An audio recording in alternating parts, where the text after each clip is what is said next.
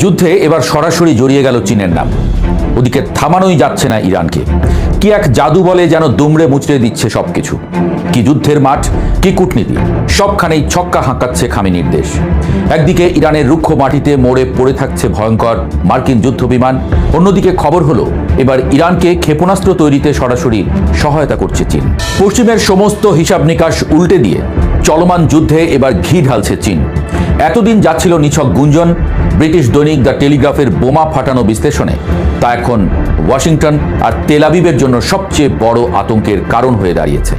গত 28শে ফেব্রুয়ারি থেকে আমেরিকা ও ইসরায়েলের যৌথ হামলার পর যখন পেন্টাগন আত্মতুষ্টিতে ভুগছিল যে ইরানের অস্ত্র ভাণ্ডার তলানিতে ঠেকেছে, ঠিক তখনই দৃশ্যপটে ড্রাগনের ভয়ঙ্কর এন্ট্রি ঘটেছে। রাসায়নিক বোঝাই একাধিক জাহাজ সোজা গিয়ে ভিড়ছে ইরানের বন্দরে। মার্কিন নিষেধাজ্ঞার তোয়াক্কা না করে Islamic republic of Iran shipping লাইন্সের জাহাজগুলো একেবারে হলিউডি থ্রিলারের কায়দায় নিজেদের স্বয়ংক্রিয় শনাক্তকরণ ব্যবস্থা বা AIS বন্ধ রেখে ভুয়া গন্তব্য দেখিয়ে এবং নাম পরিবর্তন করে আন্তর্জাতিক নজরদারিকে বুড়ো আঙুল দেখাচ্ছে। চীনের ঝুহাই শহরের গাওলান বন্দর থেকে আসা এই জাহাজগুলোতে রয়েছে সোডিয়াম পারক্লোরেট, যা কঠিন জ্বালানি ভিত্তিক ব্যালিস্টিক ক্ষেপণাস্ত্র তৈরির ব্রহ্মাস্ত্র। বিশ্লেষকদের মতে গোলবান ও জাইরান নামের জাহাজগুলোর এই চালান দিয়ে অনায়াসেই প্রায় 785টি অতিরিক্ত ব্যালিস্টিক ক্ষেপণাস্ত্র বানিয়ে ফেলতে পারবে তেহরান। এর মানে হলো আরও অন্তত 1 মাস প্রতিদিন 10 থেকে 30টি করে ক্ষেপণাস্ত্র বৃষ্টির জন্য ইরান পুরোপুরি প্রস্তুত। বেইজিং মুখে যতই সামরিক সহায়তার কথা অস্বীকার করুক না কেন, বাণিজ্যিক মোড়কে তারা যে আসলে ইরানের হাতের পেশি শক্ত করছে এবং মধ্যপ্রাচ্যের ভূরাজনীতিতে এক জটিল ভারসাম্য তৈরি করছে তা এখন দিনের আলোর মতো পরিষ্কার। ওদিকে পেন্টাগনের হাকডাক আর রণক্ষেত্রের বাস্তবতার মধ্যে যে আকাশ পাতাল ফারাক তা খোদ মার্কিন গোয়েন্দাদের রিপোর্টেই ফাঁস হয়ে গেছে। হোয়াইট হাউস আর মার্কিন প্রতিরক্ষা দপ্তর গলা ফাটিয়ে দাবি করছিল তারা গত 5 সপ্তাহে ইরানের 11,000 জায়গায় বোমা বর্ষণ করেছে, গুড়িয়ে দিয়েছে 2/3 ক্ষেপণাস্ত্র উৎপাদন কেন্দ্র। মার্কিন প্রতিরক্ষা সচিব পিট হেগসেথ এবং হোয়াইট হাউসের মুখপাত্র অ্যানা কেলি বারবার বলছিলেন ইরানের হামলা 90% কমে গেছে, কিন্তু দ্য নিউ ইয়র্ক টাইমসের প্রতিবেদন আর মার্কিন গোয়েন্দাদের চমকে দেওয়া রিপোর্ট বলছে সম্পূর্ণ ভিন্ন কথা। বোমা বর্ষণের কয়েক ঘন্টার মধ্যেই জাদুর মতো ফের মাথা তুলে দাঁড়াচ্ছে ইরানের ভূগর্ভস্থ মিসাইল ফ্যাক্টরিগুলো। আবার পুরো দমে শুরু হয়ে যাচ্ছে উৎপাদন। অর্থাৎ আমেরিকা যতই দাবি করুক, বাস্তবে ইরানের অস্ত্র ভাণ্ডারে কোনো টান তো পড়েইনি। উল্টো বিকেন্দ্রীকৃত এই উৎপাদন ব্যবস্থা রীতিমতো ঘোল খাইয়ে ছাড়ছে মার্কিন বোমারু বিমানগুলোকে। ইরান প্রমাণ করে দিচ্ছে তাদের কাছে এখনও পর্যাপ্ত ক্ষেপণাস্ত্র এবং নিখুঁত উৎক্ষেপণ ব্যবস্থা অক্ষত রয়েছে। আর এই যুদ্ধের সবচেয়ে বড় ট্র্যাজেডি বা আমেরিকার জন্য সবচেয়ে বড় লজ্জার অধ্যায় হয়ে উঠেছে তাদের নিজেদের আকাশসীমার অহংকার ধুলোয় মিশে যাওয়া। যে আকাশ এতদিন ছিল মার্কিন যুদ্ধ বিমানের অবাধ বিচরণ ক্ষেত্র, সেই আকাশই এখন তাদের জন্য মৃত্যুফাঁদ। ইতোমধ্যে অন্তত 7টি অত্যাধুনিক মার্কিন সামরিক উড়োজাহাজ ধ্বংস হওয়ার খবর বিশ্ব গণমাধ্যমগুলোতে তোলপাড় ফেলেছে। দক্ষিণ পশ্চিম ইরানে ভূপাতিত হয়েছে অহংকারের প্রতীক F-15E যুদ্ধ বিমান। কুয়েতে ধ্বংস হয়েছে A-10 ফাইটার এবং ক্ষতিগ্রস্ত হয়েছে CH-47 চিনুক হেলিকপ্টার। ইরাকের আকাশসীমায় ছাই হয়েছে KC-135 রিফুয়েলিং বিমান, যেখানে 6 মার্কিন ক্রু প্রাণ হারানোর খবর বেরিয়েছে। খোদ সৌদি আরবের প্রিন্স সুলতান বিমান ঘাঁটিতে ইরানি হামলায় রানওয়েতেই পুড়ে অঙ্গার হয়েছে E-3 সেন্ট্রি বিমান। এমনকি বাদ যায়নি খোদ F-35 এর মতো রাডার ফাঁকি দেওয়া স্টেলথ ফাইটারও, যাকে জরুরি অবতরণ করতে হয়েছে। এর চেয়েও ভয়ঙ্কর পরিস্থিতি তৈরি হয়েছে নিখোঁজ মার্কিন পাইলটদের নিয়ে। ইরানের মাটিতে আছড়ে পড়া F-15E বিমানের এক পাইলট এখনও নিখোঁজ।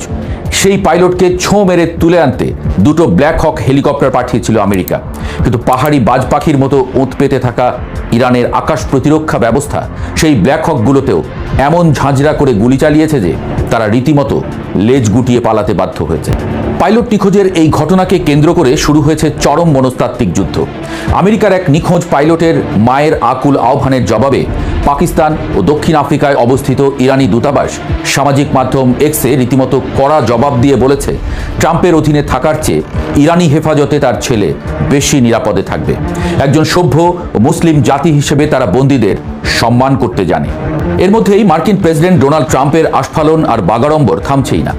একদিকে হোয়াইট হাউসের ক্রস হল থেকে তিনি যুদ্ধ বিমান খোয়ানোর কথা স্বীকার করছেন, অন্যদিকে দম্ভ ভরে বলছেন এর কোনো প্রভাব নাকি সমঝোতার আলোচনায় পড়বে না। 48 ঘন্টার মধ্যে হরমুজ প্রণালী না খুললে ইরানের নরক নামিয়ে আনার চরম আলটিমেটামও ট্রুথ সোশ্যালে দিয়ে বসেছেন তিনি।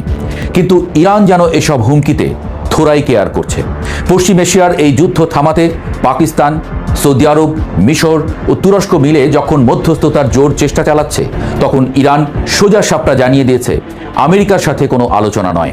ওয়াশিংটনের দেওয়া 15 দফা যুদ্ধবিরতির শর্ত সেফ ছুঁড়ে ফেলে দিয়েছে তেহরান। তারা জানিয়ে দিয়েছে আমেরিকার কোনো দাবি গ্রহণযোগ্য নয়, তাই পাকিস্তানের মাটিতে মার্কিন প্রতিনিধিদের সাথে এক টেবিলে বসার প্রশ্নই ওঠে না। সবার মনে এখন একটাই প্রশ্ন, ইরান এই অসাধ্য সাধন করছে কিভাবে? F-35 বা F-22 মতো রাডার ফাঁকি দেওয়া স্টেলথ বিমানকে আকাশ থেকে নামিয়ে আনার এই জাদু মন্ত্রের পেছনে রয়েছে এক গভীর আন্তর্জাতিক সমীকরণ। পশ্চিমা অবরোধের মধ্যেই ইরান নিজেদের আকাশ প্রতিরক্ষা ব্যবস্থা বাবর 373-কে এমন এক উচ্চতায় নিয়ে গেছে যা এখন মার্কিনীদের রাতের ঘুম হারাম করে দিয়েছে।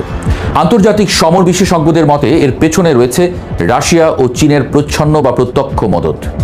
ইউক্রেন যুদ্ধে রাশিয়াকে শাহেদ ড্রোন দেওয়ার বিনিময়ে ইরান হয়তো পেয়ে গেছে রাশিয়ার S-400 এর মতো অত্যাধুনিক রাডার ও সারফেস টু এয়ার মিসাইল প্রযুক্তি। এর সাথে যুক্ত হয়েছে চীনের উন্নত ইলেকট্রনিক ওয়ারফেয়ার প্রযুক্তি, যা স্টেলথ বিমানের সিগন্যাল জ্যাম করে তাদের সেন্সর অন্ধ করে দিতে সক্ষম। অর্থাৎ আকাশে মার্কিন বিমানের পতন শুধু ইরানের একার কৃতিত্ব নয়, এর পেছনে রয়েছে মস্কো আর বেইজিংয়ের এক অদৃশ্য জোটবদ্ধ শক্তির নিখুঁত খেলা। আজ পুরো মধ্যপ্রাচ্য আক্ষরিক অর্থেই একটা জীবন্ত বারুদের স্তূপ। যুদ্ধ শুধু তেহরান বা ওয়াশিংটনে আটকে নেই, এর আঁচ ছড়িয়ে পড়েছে সংযুক্ত আরব আমিরাত, ইরাক, বাহরাইন, কুয়েত, সৌদি আরব, ওমান, সাইপ্রাস, সিরিয়া এবং লেবাননে। ইসরায়েলের তেল আবিবে কিরিয়া সামরিক ঘাঁটির কাছে ইরানি ব্যালিস্টিক ক্ষেপণাস্ত্রের ক্লাস্টার ওয়ারহেডের জোড়া আঘাত, রামাদ গানে ধ্বংস হওয়া গাড়ি। আবার অন্যদিকে ইরানের খুজেস্তান প্রদেশে ফজর 1, ফজর 2, রেজাল এবং আমির কবিরের মতো পেট্রোকেমিক্যাল কারখানাগুলোতে মার্কিন ইসরায়েলি পাল্টা হামলা সবকিছুই প্রমাণ করছে যুদ্ধ এখন নিয়ন্ত্রণের বাইরে চলে যাচ্ছে। অক্সফোর্ড বিশ্ববিদ্যালয়ের এমিরেটাস অধ্যাপক মার্গারেট ম্যাকমিলানের সেই সতর্কবাণী আজ আবার ফিরে আসছে। 1914 সালে আর্চডিউক ফ্রান্স ফার্দিনান্দকে হত্যার মতো একটা সামান্য ঘটনা যেমন প্রথম বিশ্বযুদ্ধ বাঁধিয়েছিল, আজকের এই নিখোঁজ মার্কিন পাইলট আর পরাশক্তিগুলোর ইগোর লড়াই কি তৃতীয় বিশ্বযুদ্ধের সেই স্ফুলিঙ্গ হতে যাচ্ছে? আমেরিকা তার হারানো সম্মান ফিরে পেতে মরিয়া, আর ইরান প্রমাণ করে দিয়েছে তাদের মাটিতে পা রাখা মানেই মৃত্যুকে আলিঙ্গন করা। ট্রাম্পের হুঙ্কার আর চীনের নীরব হাসির এই স্নায়ুযুদ্ধে পৃথিবী আজ এক ভয়ঙ্কর সন্ধিক্ষণে দাঁড়িয়ে। অহংকারী পরাশক্তিগুলো দম্ভ চূর্ণ করে ইরান বারবার যে বার্তা দিচ্ছে ইরানের মাটিতে আসার ভুল স্বপ্নেও ভেবো না, সেটা যেন এবার রণাঙ্গনের সবচেয়ে বড় শক্তি।